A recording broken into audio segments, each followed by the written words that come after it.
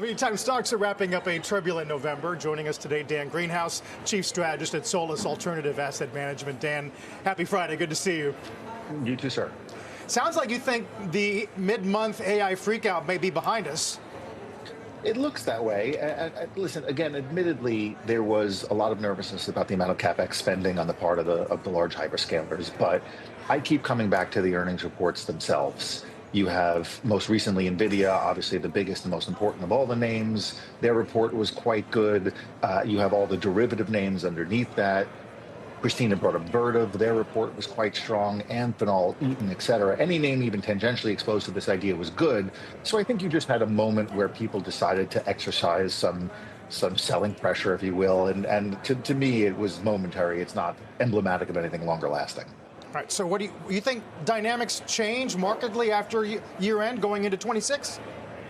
No, I don't think so. Obviously, we've had a change. We have had a market change here in terms of the Fed rate cut odds. They've gone from 20% to 80% now, mostly related to, obviously, New York Fed President John Williams' comments, and that's given a bit of a lift to the market. So you have the two pillars of the market, the two main pillars of the market right now working in your favor. The AI fundamental story still appears intact to me, and now you have, obviously, the prospect of a rate reduction in December, which is also a positive.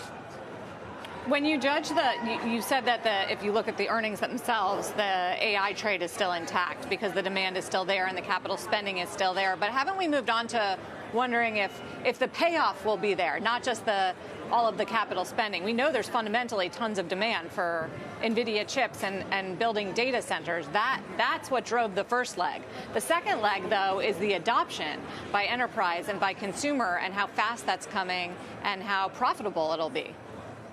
Yeah, that's a perfectly fair worry, as it might have been in the mid-90s with respect to the internet. I would just point to, we all joke about how many companies are mentioning AI on their conference calls, if only to check the box that they mentioned AI on their conference calls. But I read a bunch of conference calls, listened to a bunch where they talked about designing a marketing campaign, or Stephanie Link and I always talk about Facebook's report in terms of increased user interface with the Facebook suite of products related to AI. You're better able to curate your feeds, which keeps you spending more time, which is better for marketing. And that's all around the edges, obviously. But there was also a company that talked about designing a chemical product using proprietary corporate data and AI to design a brand new product. Now, obviously, these are, for lack of a better phrase, few and far between on the margins right now. But I think over time that's going to start to come to fruition. Is it enough to justify all the spending that we're doing? Time's going to tell.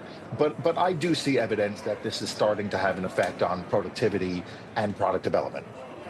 Yeah, well, we're going to have to keep a close eye on that, because isn't it perfectly possible that we're going to have those kinds of moments where we start to question yet again whether all this capital is going to get a decent return? I mean, it's, we still don't know. It's mostly all on the come, Dan. No, of course, it is all on the, and that's perfectly fair, David. But in media, since we're talking, we're starting to see the use of AI not just in script writing, but in on-screen, whether it's special effects. There's a TV show, if you want to call it that, on the internet right now. I believe it's exclusively on Twitter. Don't quote me on that. Which is basically done all with AI animation generation. Obviously, a human wrote the story and instructed it, but AI has effectively generated that story. It's getting a bit of buzz right now for a number of reasons, some good, some bad. But the on the come, we are still early in this. Again, ChatGPT was just a few years ago. The release to the public was just a few years ago. I think it's going to take some time. And if we flash back, as I like to do in this particular show, to Books A Million and the early Amazon and Pets.com, et cetera, a lot of those didn't work out, but they did lay the groundwork for what eventually became quite substantial businesses in many respects. And I think that's probably going to be the same this time around. Kind of takes us back to employment. MIT did this study earlier in the week. We did a story that found that AI can already replace about 12% of the U.S. workforce. That's today. And I wonder, if the employment picture degrades, can Fed cuts, further cuts, do much to do that, to ameliorate an AI-displaced workforse? Yeah, no, obviously the answer is going to be no. I'm for now on the other side of all these labor market doomsaying. Again, just to flash back to the internet, if I told you the internet was going to come along and we were going to completely disintermediate retail and ticket buying and any number of other industries, large and small, you would have said, oh, there's going to be a jobs apocalypse. And in some respects, for some industries, there certainly was.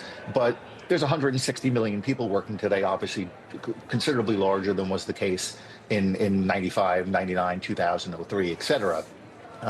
You could make the same argument about ATMs and what that would do to bank tellers. And for a long time, we had more bank tellers than we did.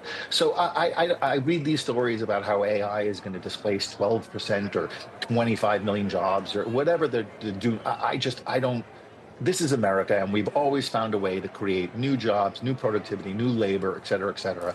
And I don't know why this is going to be the exception to the rule. I don't, as of now, I don't believe it.